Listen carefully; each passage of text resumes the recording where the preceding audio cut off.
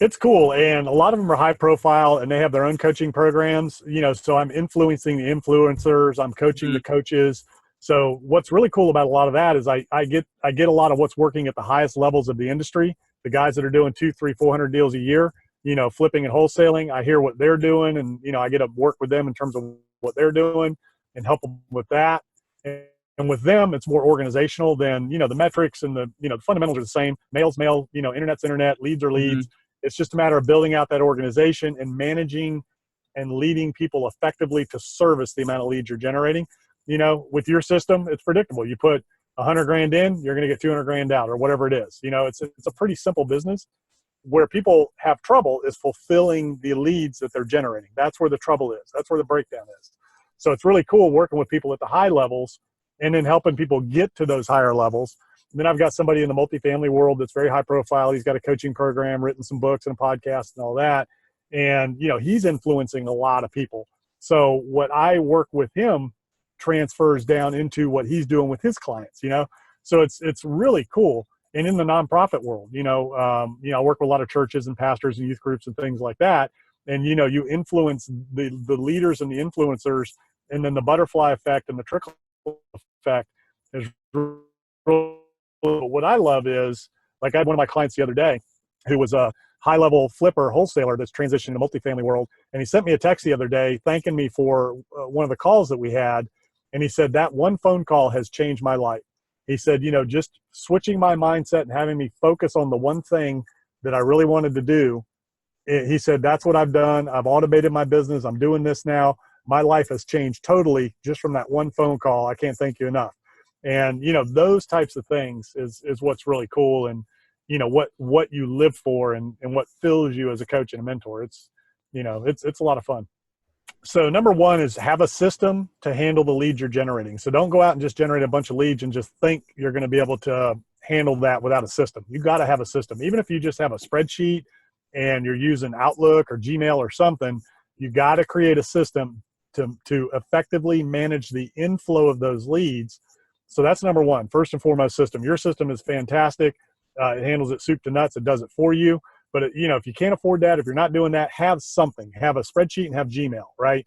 Or Google Sheets or whatever they call it. So so that you create your own CRM until you can afford to get a system that is fully automated, fully integrated. That's number one. Number two is speed to lead. If you're going to spend money marketing, you got to answer the phone. When those calls come in, you've got to answer the phone. Now, in certain niches, you can automate that message and you can use CallRail and other things, to help automate those messages. But if you're doing bandit signs, if you're doing just general motivated seller leads that are, the standard stuff, man, you got to be ready to answer the phone because they're just flipping through the mail, right? They're just throwing cards down and they're calling. Whoever answers that call, just like for real estate agents, 90% of the people do business with the first agent they talk to. So you got to be speed to lead. You got to answer the phone. And the third most important thing is follow up and follow through, which is what your system is geared towards, right? It's more about the follow up than anything else. I'm telling you, I get deals 1 year, 3 years, 5 years down the road all the time from people I contacted, years before that saved my information or whatever. Follow up and follow through. Stay on people. And there is no magic rule, 6 touches, 7 touches, 10. You got to be in front of them when they're ready to sell. So if they're not ready today, they're going to be ready at some point. Everybody liquidates sooner or later. If they're a motivated seller, if they're in a distressed situation, sooner or later they're going to have to sell. If they're not motivated and they're just older, if you're marketing, elderly people with equity, at some point they're going to sell. So you just got to stay on top of them, stay in front of them, and you don't have to be burdensome. Just check in. Hey, Mr. Jones, I hope all is well. Just calling to say hello. If I can do anything for you, just keep me in mind. I'm here. Just want to let you know I'm still here, still doing what I do, still buying houses, So it doesn't have to be pushy. It doesn't have to be over the top. Don't be afraid to use the phone. I've done over $200 million, approaching $300 million in my career, all through the phone, every bit of it. And, that's where it's all started. Now, maybe a few deals offline here or there, but, you got to pick up the phone and call people. And I know the younger generation's having more trouble with that for a lot of different reasons, and even some older generation people. But answer the phone when they call, follow it and follow through, and do not be afraid to pick the phone up and call people. People love to hear from you. They love to talk about their property. Just be polite, professional, be a transaction engineer. So whenever you're talking to a seller, this is the big one. make sure you've got a number of exits. Okay. If you're not a realtor, make sure you know one so that you can send a retail lead to and get a finder's fee, marketing fee, whatever. You can't get a referral fee. You can't get a commission, but you can get a marketing fee. So make sure you got a realtor for retail leads. Don't let it go away. Make sure you've got any number of ways, whether it's a lease option, owner finance, just be a transaction engineer. Seek to first, again, you're a leader. If you're a wholesaler, you're a leader. You're leading your client, you're leading your team, you're leading yourself, right? So you got to lead. So when you go into a situation with a motivated seller, listen, just basically, how much do you want? Why you're selling? When do you have to be out? I mean, it's really that simple. Those are the three main questions you ask a motivated seller. And then you just be quiet. You let them tell you what's going on, and when they tell you something, well, tell me more, and then when they go there, well, tell me more, and just keep going to deeper levels. And then always at the end of the day, how can I help you? What can I do that's going to make this work for you? Maybe they need help moving. Maybe they've got an uncle that, doesn't want to sell, whatever it is, you got to uncover that. And always, whenever you're working with somebody or talking to somebody or asking somebody, always ask them, is there anything else I didn't ask that I should know or I should have asked you? And then listen, 90% of a sale is in listening, and letting them talk, letting them get the information out. How much do you want for the property? Why are you selling? How much do you want for the property? When do you need to be out?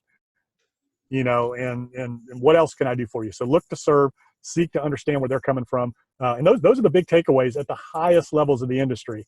What list you're mailing to, what keywords you're doing, what kind of website you have.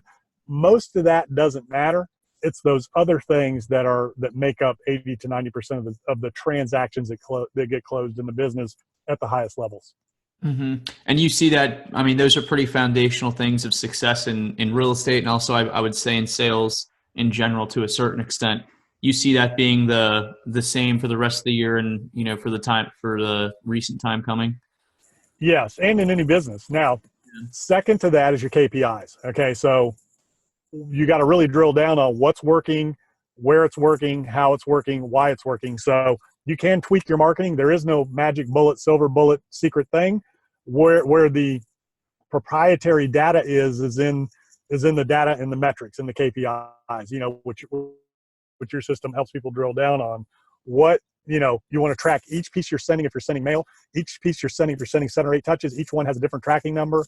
If you're doing, internet, AdWords or, SEO, whatever, you want to track all that separately. Everything you're doing, you want to track so that you know what's working and when. If you're following up and following through, make sure you track what call, make sure you track, the interaction, the information, so that you can really drill down and narrow down what's working and where, down to the areas that you're in, down to the sellers and their situations. I mean, you want to track as much as you can about everything you can about that individual, that sale, that transaction, because that's when you start uncovering the patterns, and then you can start honing in and really focusing on certain things. So, that's the second to the other fundamental stuff. But even before all that, answer the phone, follow, manage the leads coming in, answer the phone, follow it and follow through, measure, track, and then you can manage it. If you can't measure it, you can't manage it. And, business in general, and this is all stuff that works in any industry, whether you're selling cars, selling houses, selling software, doesn't matter what you're doing. These are all the same fundamentals at the end of the day. In your business, software as a service, customer service, technical support is your most important thing. That's going to be more important than the product itself, is how you service your customers. That's becoming true in almost every industry now. People are looking for service. They're looking for tech support. They're looking for people to answer their questions. So if you approach it from a mindset of service in any industry first and foremost, then take it from there, you're 100% ahead of a lot of people in the game of.